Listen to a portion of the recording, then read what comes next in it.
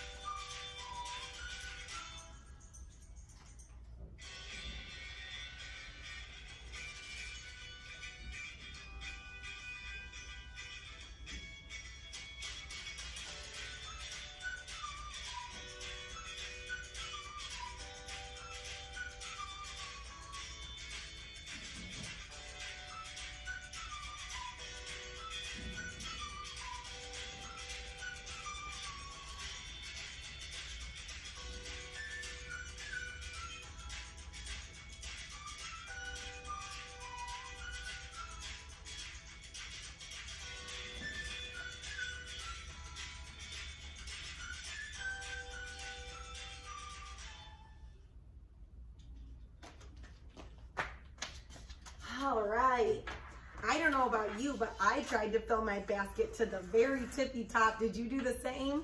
Look how full my basket is. I don't know if I could have fit anything else in there if I wanted to. What did you guys find on your hunt? I wonder what things you found, if any of them are the same as mine. Let's find out. Let's go through them together. So we're going to work as a team to guess each item and see if we think it's going to sink in the water and drop to the bottom, or if it's gonna float on top. What do you think is gonna happen? Do you think all of our toys and materials are gonna fall right to the bottom? Do you think they're all going to stay on the top?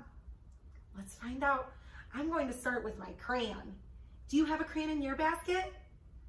Mine is a big crayon, huh? Maybe you have a smaller one. Can you tell what color my crayon is? You're right, it's blue. What do you think's gonna happen? This is a pretty big crayon. I think mine's gonna fall to the bottom. Let's find out. Ready? Can you see it at the bottom? See how it dropped? It's touching the bottom, which means that it didn't float, it sank. When we're grabbing our materials, we also get to feel the water during this activity too. How does your water feel? Mine feels pretty cold. Mine's cold and wet. Is yours? Or maybe you use warmer water, so your water feels warmer. All right, I'm just going to set it to the side. Let's see, what do I want to do next? Oh, I know. Let's see what this feather is going to do. What do you think? I think this feather is super, super light. Do you think it is too? Do you think it's going to stay on the top? Or do you think it's still going to float to the bottom? Let's find out. Ready? It's stuck to me. Oh, can you see it? I'll move the basket over so you can see better. Do you see it? It's floating on the top of the water. It's so light it is floating. So that must mean that my crayon is big and heavy and my feather is soft and light. It felt very soft too.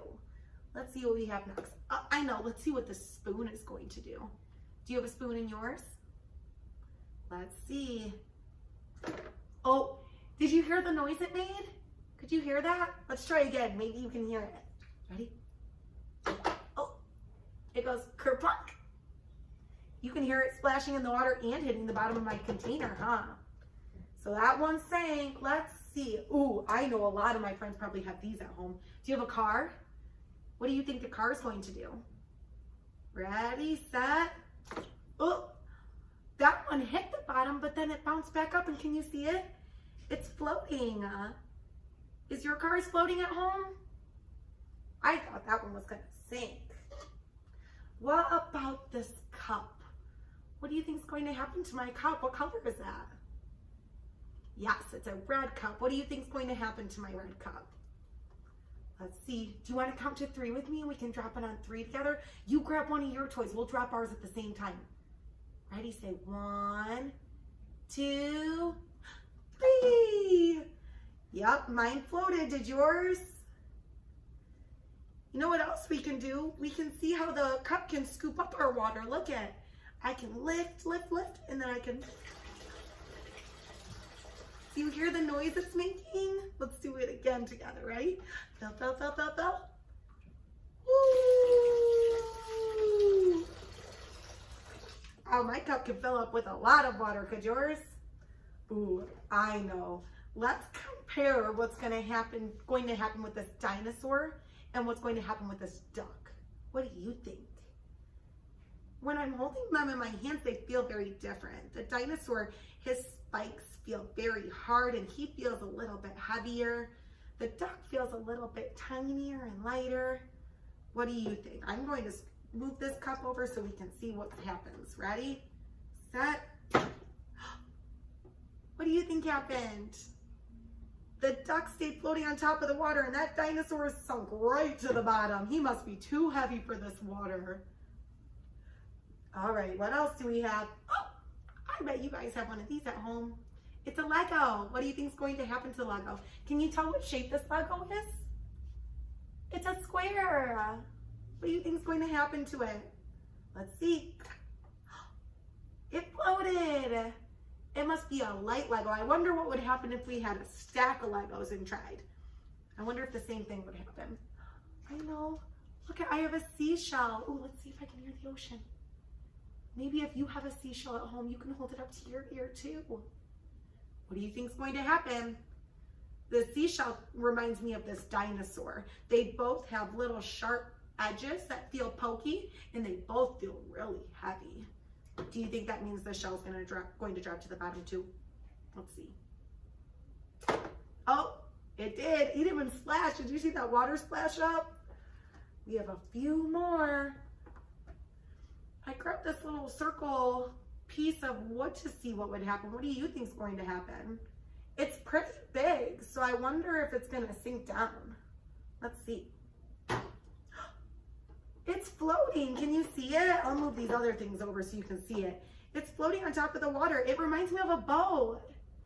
I wonder if we can have the duck go on top of it like it's riding on a boat. Look at that. The duck is riding on top of the boat. That's funny. Let's do our last 2 objects together. I have a pipe cleaner and a paper towel roll. What do you guess is going to happen? What do you think? Let's find out. Ready? They both floated too. What did your materials do and your toys do? Did they float or did they sink? We learned a lot together today. We learned on the similarities and differences between floating and sinking. We were able to go locate and find objects and materials together, and we worked our fine motor skills.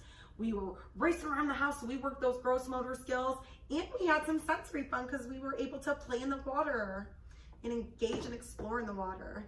This activity had a lot of fun together. Thank you for joining me. I'll see you next time.